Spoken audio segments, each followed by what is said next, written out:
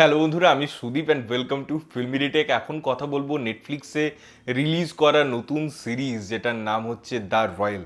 মুখ্য চরিত্রে অভিনয় করছেন ঈশান খত্তর এবং ভূমি। তো এই পার্টিকুলার সিরিজটা আমার কেমন লাগলো এইসব বিষয়ে থাকবে আলোচনা। এই সিরিজটা এক কথায় বলতে গেলে উচ্চ সোসাইটির একটা একটা একটা একটা পানু সিনেমা, এবং অবশ্যই তার মধ্যে গে এবং লেসবিয়ান কমপ্লিমেন্টারি।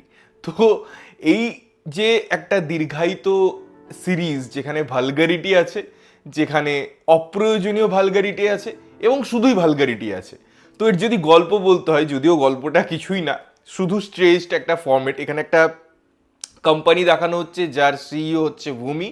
সে একটা বিএনবি প্ল্যান আনছে, অর্থাৎ রয়্যালস ফ্যামিলির সাথে থাকার সুযোগ সাধারণ মানুষদের, এবং এরকম একটা রয়্যাল ফ্যামিলি থেকে বিলং করে ঈশান খত্তর। তাদের একটা জায়গায় দেখা হয় এবং দেখা হওয়ার পরেও একটা কেওয়াস, একটা স্বল্পক্ষণের পরিচয়, তারা হোটেল রুমে চলে যায় এবং সেখানে একটা অপ্রয়োজনীয় ড্রামা ক্রিয়েট হয় এবং সেখানে একটা আনসাকসেসফুল ইন্টিমেট সিচুয়েশন ক্রিয়েট হয়। পরে তাদের দেখা হচ্ছে।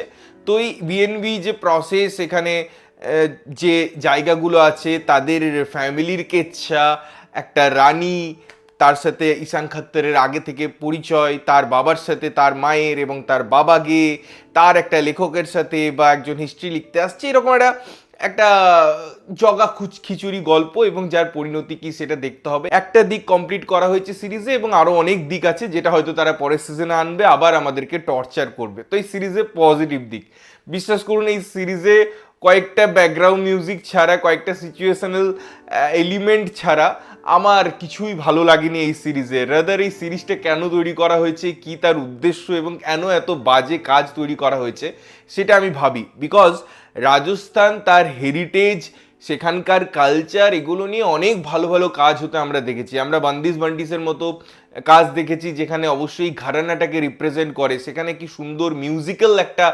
জার্নি আমাদের সামনে তুলে ধরে। বা অনেক জায়গা আছে যখন এরকম রাজকীয়তা বা যে জায়গাগুলো আছে সেগুলো ভালোভাবে প্রেজেন্ট হয়। বাট এই সিরিজটা এই লুচ্চামো এবং নেটফ্লিক্সের প্রত্যেকটা কন্টেন্টে এই যে এলজিবিটি, এই সমস্ত জিনিসপত্রগুলোকে ঢোকানোর এত প্রবণতা, এবং সেটাকে ফোকাস করে গল্প তৈরি করা হয় বা তার একটা সাবপ্লট ক্রিয়েট করা হয়। বাট এই গল্পে ওটাকেই মুখ্য আধার করা হয়েছে। যেমন বললাম, রাজা, তার মেয়ে এবং তার বউ, মানে বিভিন্ন দিক থেকে না ভীষণ কমপ্লিকেটেড এবং আনরিয়েলিস্টিক এরকম একটা অ্যাপ্রোচ রাখা হয়, যেটা ওই খানদানটাকে আমার মনে হয় একটু হলেও কলুষিত করে বা ওই কালচারটাকে কলুষিত করে। আমার জানা নেই যে কিভাবে এই কাজটা রিলিজ হলো, কারণ এত বাজেভাবে ইন্ডিয়ান কালচারকে রিপ্রেজেন্ট হতে আমি দেখিনি। এটা এখানেই সম্ভব। এটা মনে হয় যা খুশি তাই করা হচ্ছে, যা খুশি তাই ডিজাইন করা হয়েছে, যে গল্পের কোনো মা বাপ নেই, কিচ্ছু নেই, কোনো সাবলেয়ার ওয়ার্ক করে না, কোনো কিছু জিনিস ওয়ার্ক করে না। এই পুরো সিরিজটাই একটা ডায়লগ আছে যেটা আমার সেন্সেবল মনে হয়েছে, যেটা আমার ভালো মনে হয়েছে, যে এই রাজকীয়তার আড়ালে যদি প্রয়োজন পড়ে ছেঁড়া আন্ডারওয়্যার লুকানোর জন্য তারা সোনার শেরওয়ানি পরতে পারে। এটা একটা মিনিংফুল একটা ডায়লগ, যার মধ্যে অনেক গভীরতা আছে, অনেক ডেপথ আছে।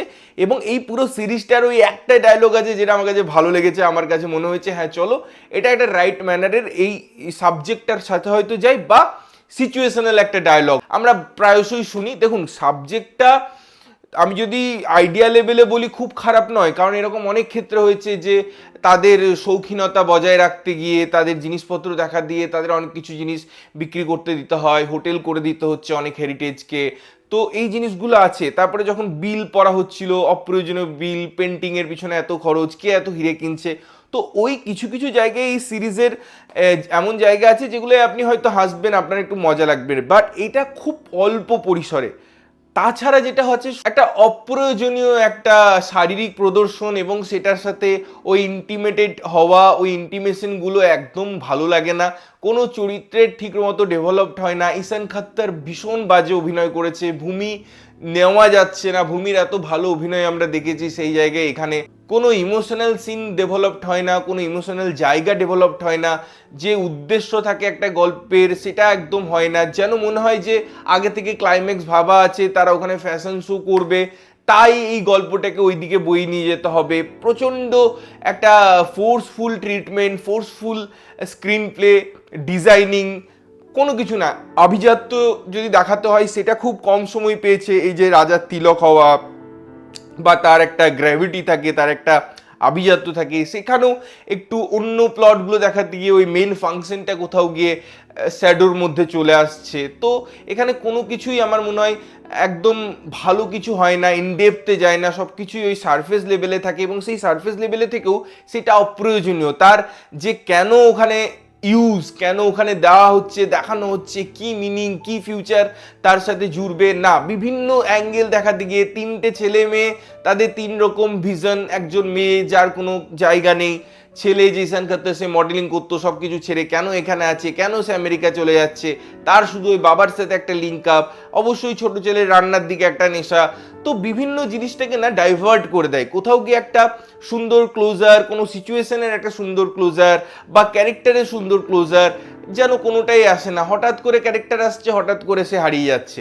তো এটা একটা ভীষণ, আমি বলবো একটা থার্ড ক্লাস অ্যাটেম্প্ট, খুব বাজে একটা সিরিজ এবং আমি ভীষণভাবে ডিসঅ্যাপয়েন্টেড এই সিরিজটা দেখে। তোমরা যদি দেখেছো কেমন লেগেছে জানিও, না দেখে থাকলে দেখবে কি না দেখবে সেটা তোমাদের ব্যাপার। ততক্ষণের জন্য ভালো থাকবে, সুস্থ থাকবে এবং সবসময় ভালো জিনিস দেখবে। চ্যানেল যদি প্রথমবার দেখছো লাইক কমেন্ট শেয়ার করতে হবে, সাবস্ক্রাইব করতে হবে যাতে প্রত্যেকটা নোটিফিকেশন তোমাদের কাছে পৌঁছায়। দেখা হচ্ছে অন্য কোনো ভিডিওতে, ততক্ষণের জন্য টাটা।